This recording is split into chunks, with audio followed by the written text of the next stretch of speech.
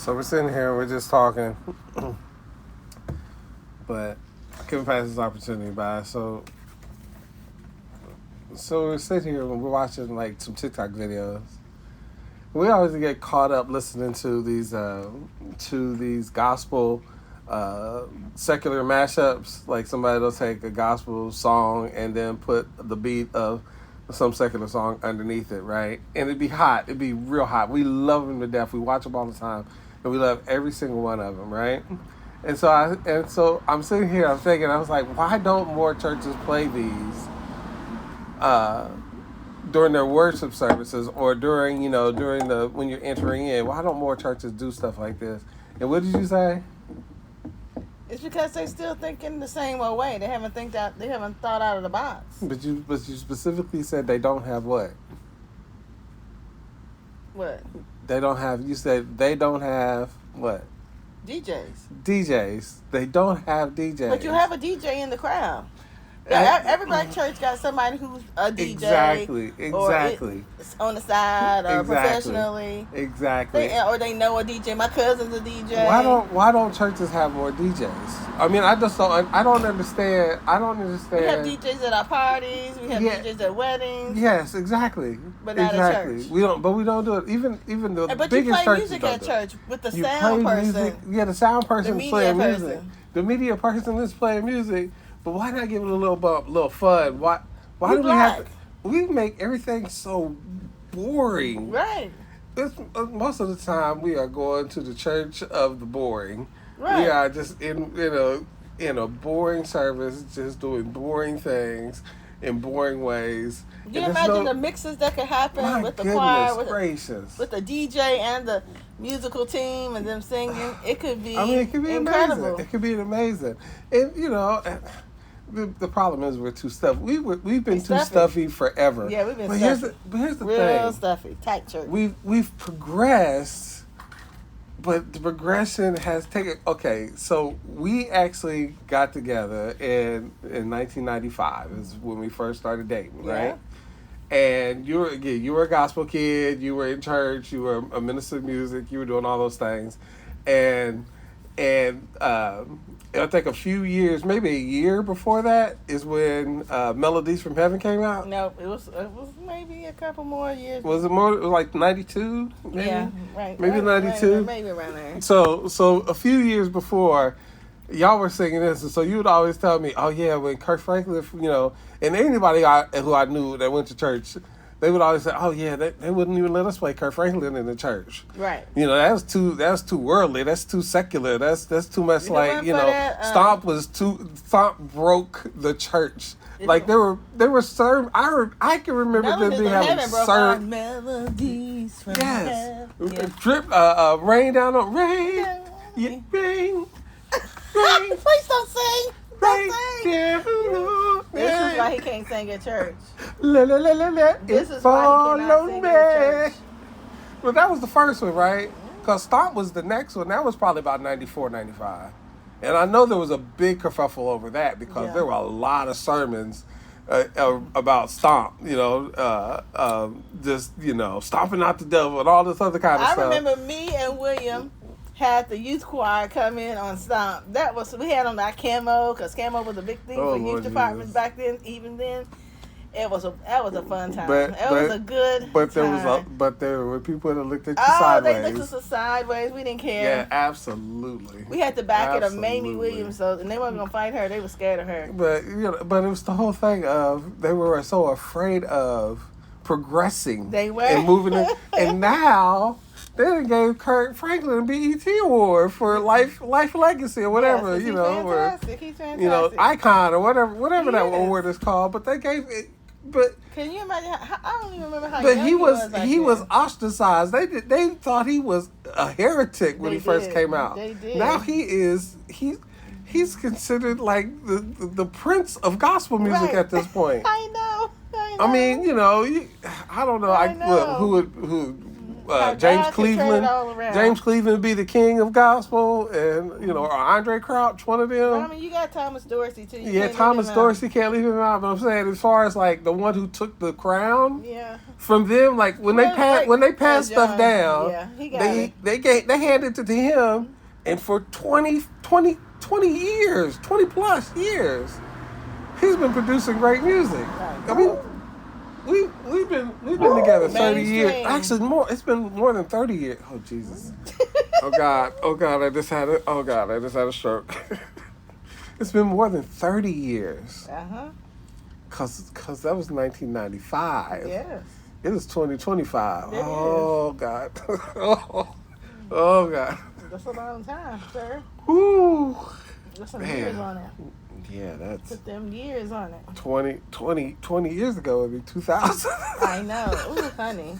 That's when our son was born. Oh my In God. the 2000s. That's crazy. That's nuts. Mm-hmm. Anyway, but the whole thing is, why don't churches have more DJs? Why don't we have more fun? Because if they just now starting to be okay with drums and women wearing dresses and women preaching, they scared of the DJ. What's wrong with having what's wrong with having a step and repeat in your vestibule? Nothing, because I mean, come on. We gonna take our pictures anyway. Yes, might as well Instagram your joint. Right, that's free advertising. I mean, that's free advertising. Hashtag. We're so against moving into Boom. culture, but the reality is that some of the culture can help you. We and to be absolutely truthful, we make more of it than Jesus would. I get it. I know they say we're not supposed to be, we're not supposed to be in the world, be in the world but not part of the world. I know we're not supposed to be part of the world, but DJ, baby, isn't that essentially the media person? And isn't the gospel to be shared and it's music and declared and people sing with tracks? Oh my goodness, yes. All the time in churches. It's silliness. You just don't have nobody to mix it and do all kinds of fun things. It's the silliness of tradition. No hype man. I mean, you kind of do have hype men in some churches. They're called a worship leader. So the silliness of tradition. So I would that would be the dopest thing in the world. I think so. A church the with a the DJ, choir and the minister of music, and the band, and that would be hot. Give me some theme music right before preaching, to go with the sermon. Changing it up every week. If you're doing something with Star Wars, you got a little Star Wars beat that plays real quick. The problem I'm just saying. But you would have to, you would either have to stop live streaming or, I don't know, because you would run into a lot of copyright issues. That's true, but you know what? But you know what? No, because they sing the regular people's gospel songs. Yeah. Well, and they don't have to. How that works. It doesn't have to be all the way, and you just get permission or you pay for it. Yeah. And you use it for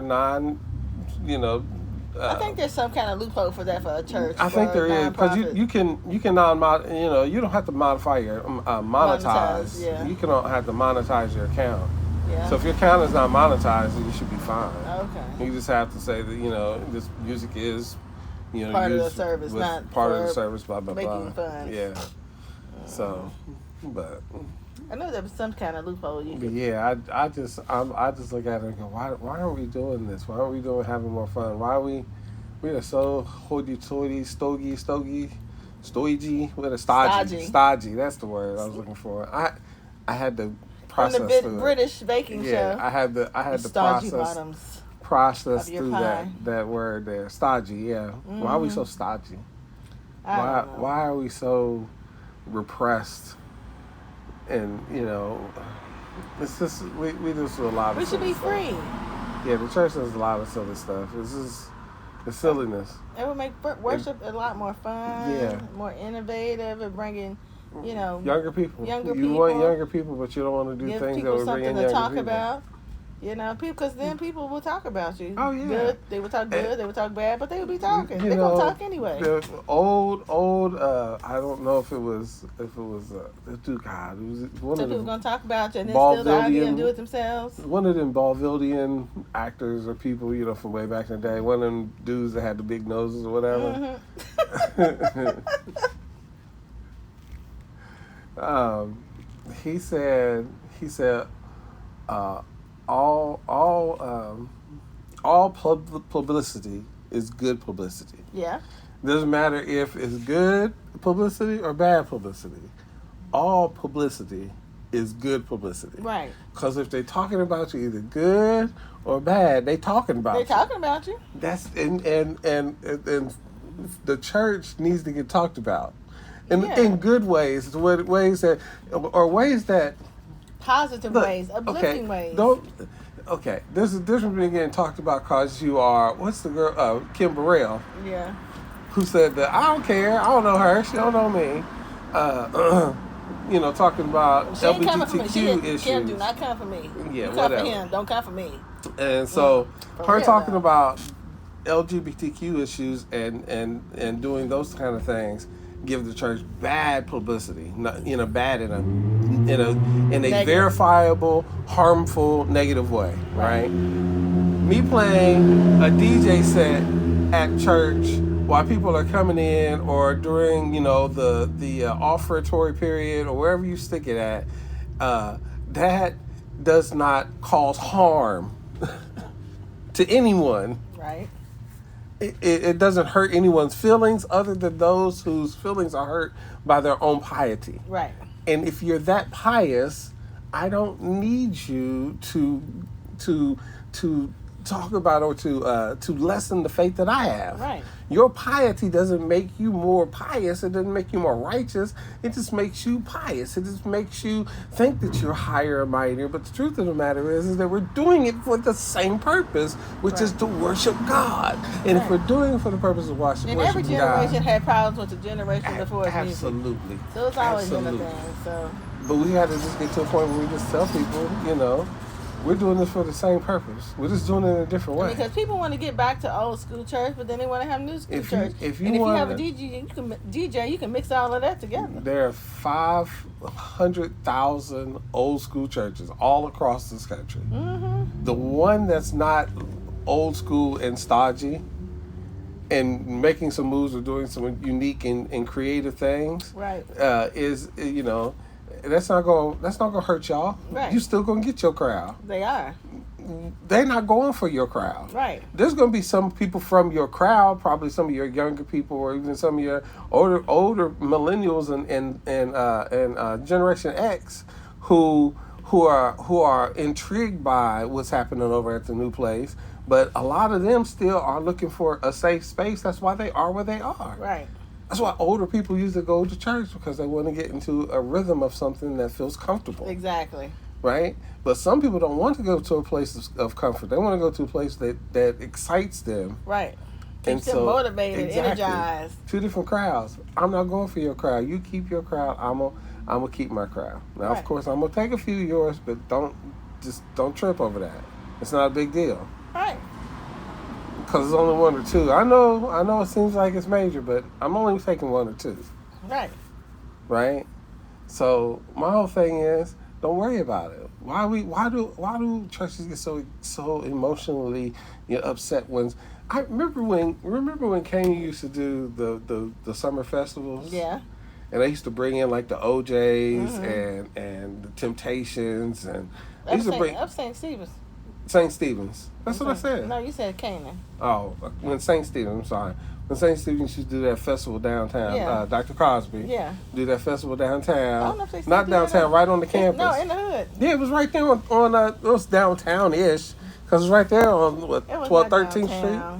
It's on the Teen Street. It was over there by Gallagher and stuff. But it's on a low Teen Street. Where Sister Carter used to live. I know what you're talking about, but I'm saying they used to have it right there. Uh-huh. And just to have, like, just rides and games whole concerts. It was nice. Amazing, right? Yeah, and every year they would have it. You would hear the stodgy churches, the old curmudgeonly churches, the churches that murmured and didn't want to do nothing. You would hear them talking about them like, I can't believe they're having that secular music on Friday and Saturday over there. It's Friday and Saturday. Somebody told me they're gonna be serving beer too. I'll tell you what. And they would drinking at home anyway. Might as well make some money. Okay. They would talk about all of those things. They would talk about it, and I don't know where she's going, Cossie. My son. I got her. Stop. You got to clip that from the thing. Yeah, I will. Take 754. But the thing about it is that it's all for God's glory. Yes. We're all doing it for God's glory. It's just how we're going about doing it. So that's the end that I have for you. I don't have nothing to say. Okay. The dog messed up.